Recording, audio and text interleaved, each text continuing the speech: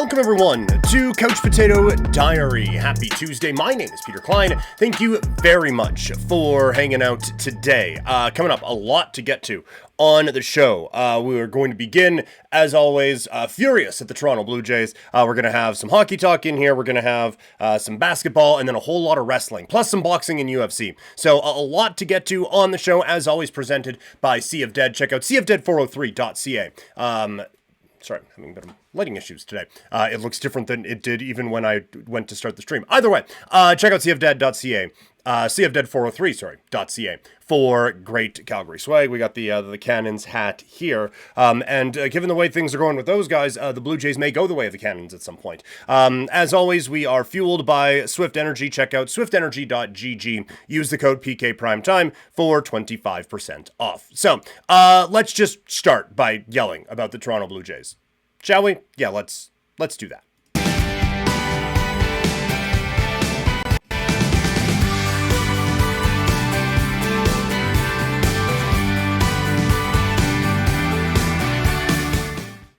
So, the Toronto Blue Jays and Vlad Guerrero Jr. Have not come to terms by the time Vlad's deadline has come and gone. And Toxic in the chat just starts off with Blue Jays LOL, which is how the rest of Major League Baseball is feeling, and disappointed but not surprised, which is how the Toronto Blue Jays fan base is feeling. And we kind of knew that this was probably going to happen, but it is still a devastating development for the Blue Jays. And it's one thing we have talked about here before. This team can't let this guy go. He is a legit franchise player, a face of the franchise, and a player that this fan base and country has a real connection with. And that is something that I think Atkins and Shapiro have some struggles with, because it can be a bit of a double-edged sword. It's great to talk up, like, hey, we are the team of a country. An entire country is behind us, and when we get going, boy, you can feel that.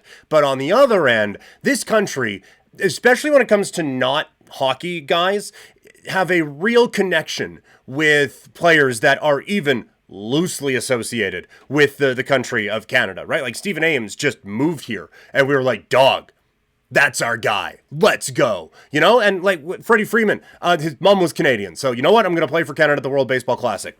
It's our dude hitting grand slams against the Yankees in the World Series. Canadian, kind of, but Canadian. And Vladdy, like his dad is a legend in Canada. He is, Vlad himself is born in Canada, and he's been in this organization for a really, really long time. And so you can talk up we're Canada's team, and that's great. But now the Canadian fan base is pissed because you might be letting one of our guys go. Again, very loosely associated one of our guys, but still one of our guys go. And like we were getting updates on this kid's journey the entire way through the minors. Sportsnet's running highlights. Anytime he is launching a 500 mile per hour or 500 foot missile into the stratosphere, we're getting updates on this guy throughout it. And then he comes to the big leagues and it's exciting. But even remember back then, we were excited about his debut, but, you know what, we're going to wait it a little. We're going to kick the guy, he's just not ready yet. And then, to be fair, maybe he wasn't totally ready. But it feels like this has been mishandled at every turn, and you can't let that guy leave. And right now, the Blue Jays have as good a chance of signing him as 29 other teams. And the thing that everyone feels right now is a lot of frustration. No one feels confident. And that is a sign of what this front office has done with this baseball team. There is not one person in the fan base right now that is saying, don't worry, everyone. These guys will get the job done. No one's saying that. Vladdy's saying now they're going to have to beat 29 other teams. Scares the hell out of a fan base that has come in second place to Ohtani, Soto, Burns, Sasaki. They were even in on Freddie Freeman and didn't get him. This team has come up short and a lot of guys. And so now the real feeling around this fan base is, okay, yeah, can't wait to see who the Blue Jays come in second to in this one before Vlad Guerrero eventually signs with the Mets or the Dodgers or the Yankees or the Red Sox or whoever it may be. It would... All of it just feels so devastating right now. And there is, I can't remember an approval rating of a front office being so low. And the Blue Jays have had some rough ones, right?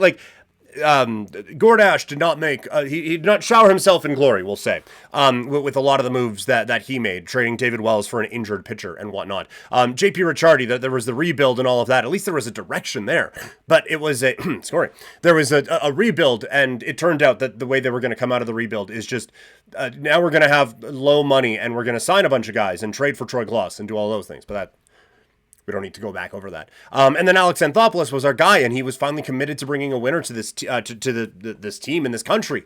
And now you have these guys, and no one believes that these guys can get the job done. And like Atkins, the less he talks, the better. He comes across as so smarmy and so know-it-all, and just like, oh, well, you need to get a good value. And like he talks to everyone like he is the smartest guy in the room, which, I mean, the amount of times he has come in second place and him still thinking that he is the smartest guy in the room is certainly an argument against participation trophies. But it is a very frustrating spot that the Blue Jays are in right now. And this would be the everlasting legacy of the Shapiro-Atkins group, right? It is constantly coming up short. They are a laughingstock right now, and that goes 10x with Vladdy signing elsewhere, right? So like, you listen to some other podcasts, and like the Jays don't get Sasaki, and Jeff Passan's like, I'm so sorry, Blue Jays fans. I listened to the roundtable on the Athletic Baseball Show, and they're openly mocking the Blue Jays for trying to go after some of these guys, while also talking about how other teams need to spend. And the Blue Jays, like, it's just, they're always in on these guys, and it's right to the end, and then they don't get it. And then a lot of us, oh man, it's this, that, and the other thing. And that podcast is actually nice because they'll go, yeah, why would they? This team isn't very good. And all of this is a showcase of what Shapiro and Atkins have done. If Vladdy leaves, smart money would suggest that whatever team he signs with, that will be the one that he is remembered with. Not the team that he has such a tie to, the country of, not the team that he signed with as a teenager, because they have absolutely failed him in Toronto. They failed to build around him. They failed to get him to this team to the levels that he deserves to be at. If he leaves Toronto, it is going to be oh dang, I forgot that Joe Carter started with the Cubs. I forgot that Sammy Sosa started with the Texas. I forgot I forgot Brett Favre started with the Atlanta Falcons. That's what the Blue Jays will be in the Vlad Guerrero Jr. story. Not the, well, he was a Blue Jay, and boy, they tried. They really did. And then he left, and he won 3 World Series with the Boston Red Sox. But no, he's a Blue Jay. No. No, the Blue Jays are going to be a footnote in any conversation around Vlad Guerrero Jr. or honestly of this era. They have been remarkably unrememberable, non-memorable, unmemorable, whatever you want to say. There's the whole Atkins Shapiro era has been so forgettable that it really is such a disappointment when it was supposed to be the key era. And I couldn't imagine this. If when Vlad and Bo come up, and there's the other ones too, right? Gurriel and Biggio, and they have Teoscar that they absolutely fleeced the Houston Astros for in that trade with Francisco Liriano. When those guys came in, and they're all on like their entry-level rookie base, whatever you call it in baseball, if I would have gone back to myself then and said, hey, just so you know, this team's not going to win a playoff game. Forget round. Game. Not going to win a playoff game. And Vlad's probably going to leave, having not won any of that. Oh, okay, well, at least we have... Oh, no. By the way, Kevin's not there anymore. Gurriel isn't there. They traded Gurriel and the best catching prospect. You're not going to know him yet, but best catching prospect. Traded him for a defensive center fielder who can't really hit, but does hit sometimes, but has a obvious weakness that and the entirety of Major League Baseball knows about. And Teoscar's gone. They traded him for a middle reliever. Like, it's astonishing that they had high-level players on entry-level deals and did nothing around them. It is... I just can't imagine this amount of failure being okay. And it is why I am stunned that Atkins is the one being in these negotiations working with this. Like, I can see the argument in keeping Shapiro around, right? Like, he redesigned the Rogers Center, he rebuilt the Dunedin facilities, and by all accounts, all of that did an awesome job. Also, presidents tend to get more than one GM.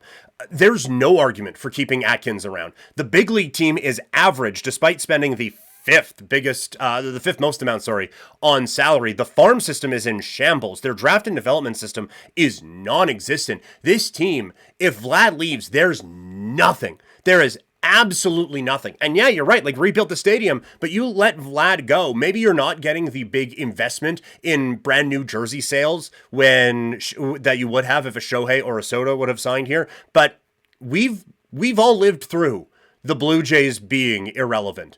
And like it is kind of interesting to think about because like from 2015 on, this team at least has been in the public discussion in the summer, right? Like the Rogers Center, it's not always full, but there's some people. Go back and watch pre 2015, right? Like go back and watch, we've talked about it before, Carlos Delgado hitting home runs into entire empty sections, Vernon Wells doing the set, making leaping catches in front of, well, the front row is full, and then after that there's nothing there. Like this team, when it's irrelevant, it is really quiet around that ballpark, and it gets real empty real quick. And so, yeah, by all means, like try to, we come up with a number that we think is fair and a good risk on both sides. The risk on Vlad's side is sticking around with these assholes running this team. Like it is in such a dire situation right now. With almost any other front office, I would be saying there's still a chance, but it really doesn't feel like it. It really feels like Vlad's about to leave. And certainly Bo's about to leave. They haven't even talked to the guy yet. And his contract is up because they've been so busy lowballing Vlad Guerrero Jr. that they haven't even come up with the low number that they're going to try to sign Bo Bichette for. And so now the next question is, what do you do? Because this is a team that fancies itself a competitor. And like they went out, they signed Santander. They didn't bring in Max Scherzer so that they can trade Vlad for 4 prospects at the deadline. They brought in Max Scherzer so that they can maybe win a playoff game once. You don't do that without Vlad. We've talked about this team sucks without Vlad. This team barely doesn't suck with Vlad.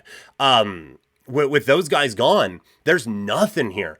And so if they are miles ahead of everyone at the trade deadline, then it's easy. You don't do anything. If they're miles behind everyone at the trade deadline, then it's easy. You trade everybody and you start over, even though the hope of starting over is to get 2 players to build around like Vlad and Bo, but I digress. You start over. The problem is, I don't think either of those situations are likely for this team. I think the likeliest scenario is that the Blue Jays are within 2.5 games of the last wildcard spot. Either way. Either they're 2.5 games up in there in that middle slot, or they're 2.5 games back and pushing for that last playoff spot. And then what do? Do you risk letting Vlad leave for nothing? Do you risk Bo leaving for nothing and push toward a playoff spot? At that point, I think you do, because if you trade him away, you're not getting that kind of ticket sales again for a long time. So I am just so stunned that it has been allowed to get to this point, that these guys have screwed up basically everything that they have touched with this roster, and that they are still allowed to have the decisions around it. So that's the story around baseball. Let's go to something that Canadians can feel bright and chipper about. The loss against the Americans last week. It is the Four Nations Faceoff Championship, the one that we all wanted. With all due respect to the other half of the nations in this tournament, everyone was hoping that the final scene, the crescendo of this, would be Canada v USA 2, and we are getting it. And oh my god, that's Quinn Hughes' music. Let's talk about a giant development, potentially, in the Four Nations Face-Off, leading toward the championship game this week.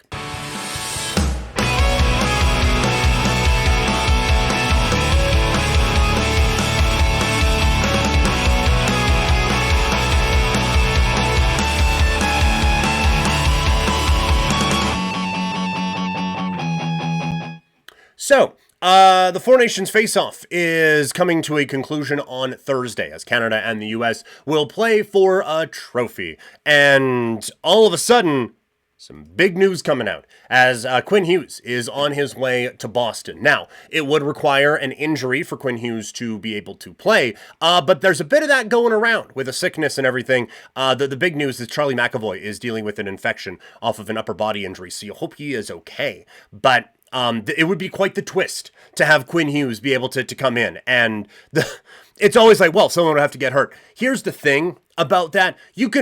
It's February. These guys have been playing hockey since September. You can find an injury. Like, you know what? Oh, man, Sanderson, it's really tough about that ankle thing. Oh, no, it's actually feeling, no, it's, oh, boy, that really sucks about that ankle injury of yours. Like, everyone's a little bit banged up. You can find a guy who probably could use an extra day's rest and throw Quinn Hughes in there. It might hurt their feelings, but this is the last game of this tournament, and then these guys don't have to worry about your feelings anymore. So who gives a shit? It would be an unbelievable twist. And to think of the two guys who weren't in the lineup for that game, Cale Makar because he was sick, and Quinn Hughes because he wasn't at the tournament because he was hurt before it. Having both those guys enter would be quite the counterpunch to go into that championship game. And like we broke it down yesterday, Canada versus the USA, what Canada needs to do. Go check that video out. The whole episode is up in podcast form, and the video is up on YouTube and Daily Motion. But it is going to be Canada's transition game. That gets shut down pretty quick with one of the best skating defensemen, and just best defenseman, period, in the league back there in Quinn Hughes. So that would be, like, he is the one on the U.S. blue line that can match kind of, not stride for stride, because no one can with McDavid, but he is the guy who gives them the best chance of kind of breaking those sorts of things up. So that would be quite the development if that were to play out. But the main thing for me, for the whole thing about this tournament, is that it's been a success. People are invested. Bill Simmons is talking about it. This has been an amazing tournament, and we're going to get an unbelievable final. The buy-in has been so high. You get an all-time great Canada-USA moment to start the tournament off, and now you have the potential for an incredible final with major star power on both sides, or on all the sides. So a huge win, I think, for the NHL. The one kind of concern I have now, we have been missing this for a while, and I've come up with different ways that I think we could kind of get this a little bit more and a little bit more and a little bit more. But the NHL doesn't do a little bit more. When they find something, they ride that horse into remember when outdoor games were fun and special? Well, they're not anymore, because the NHL got their hands on it and just drove that thing into the ground. There was 6, I think, in 2014, and then just a bunch of them. And so I'm really excited. I want more, but I also want it to feel special. So I don't want this to turn into the Ryder Cup President's Cup thing, where it's like, okay, well, this is every couple years, but this is every couple years, and then we just get it every year. I don't want it to be that. I want this to feel special, but I can't wait to see what Canada looks like on Thursday. I can't wait to see what the Americans do. I genuinely can't wait for this game. That is what people are talking about in the hockey world. No one is saying, man, I genuinely can't wait for that again around NBA All-Star Weekend. It was a train wreck. So, is it fixable? Does the NBA even want to fix it? Let's talk about it.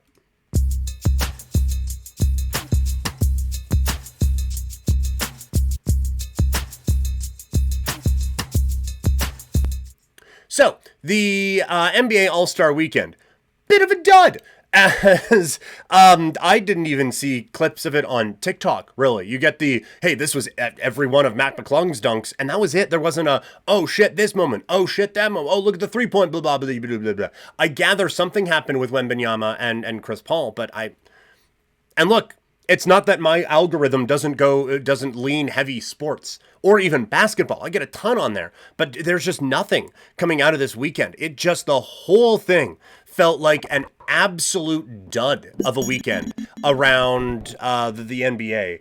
And I don't know.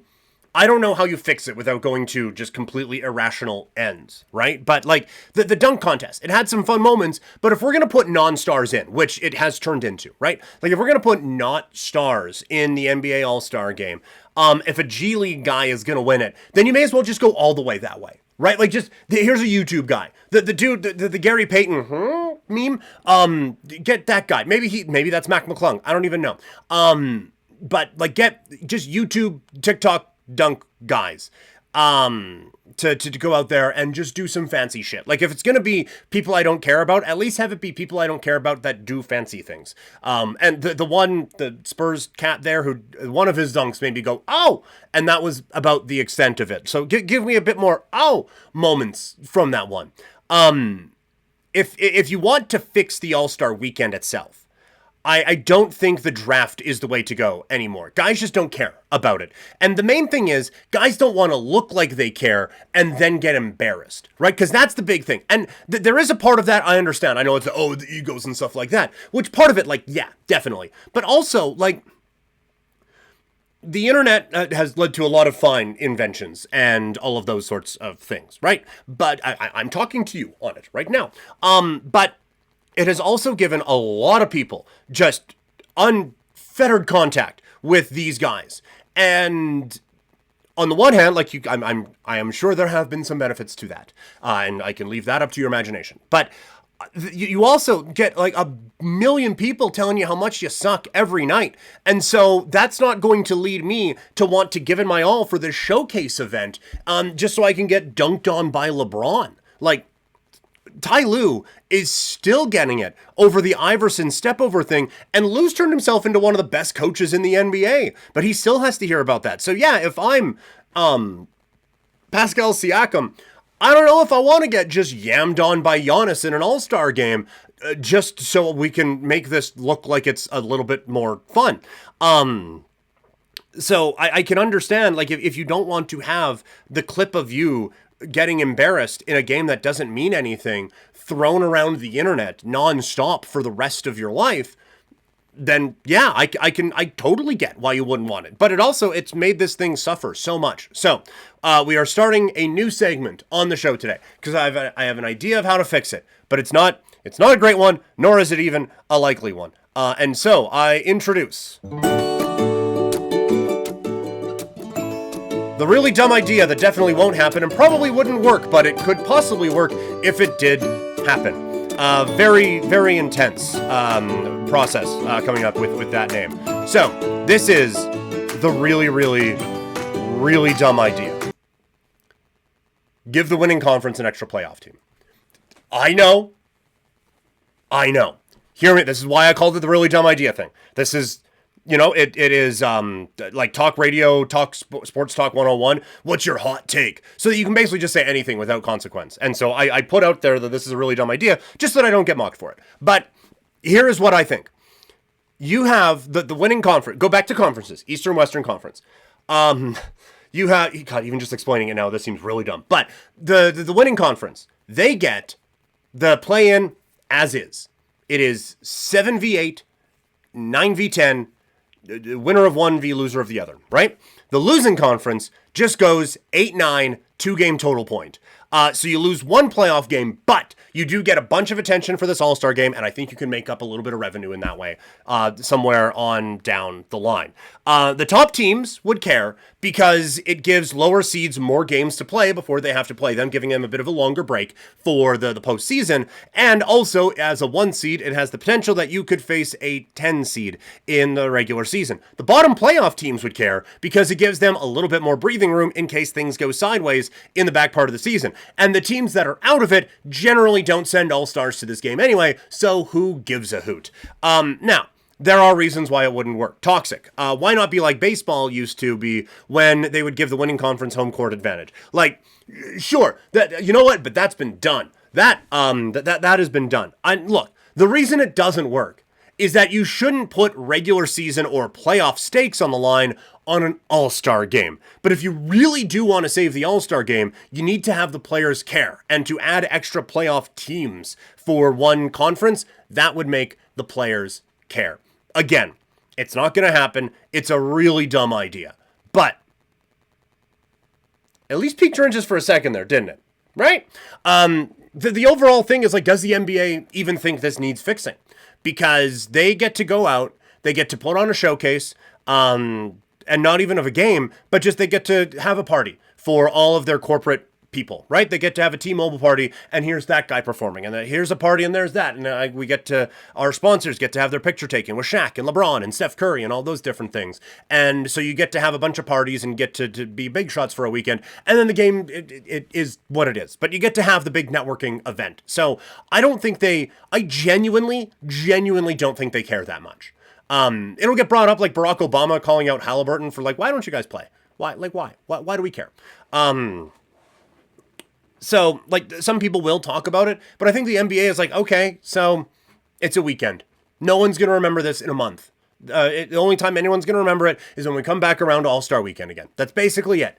And we still get to throw our parties and people bid and all of those things, and we get money out of it. So I don't think the NBA is too fussed about this one necessarily. So we are going to be breaking up the stream into 2 podcasts today. So that is the sportsy portion of things. As always, if you are listening or watching after the fact, you can get these early on twitch.tv/primetimepk. Streaming schedule a little bit all over the place. Admittedly, I am trying to get a bit more consistent on that, although I'm failing greatly. So that is going to do it for the sportsy portion. A lot of combat sports talk still to come. We are going to get into the world of boxing and a whole lot of wrestling as well. So thank you to those of you who are watching or who are just wrapping up the sports podcast here today.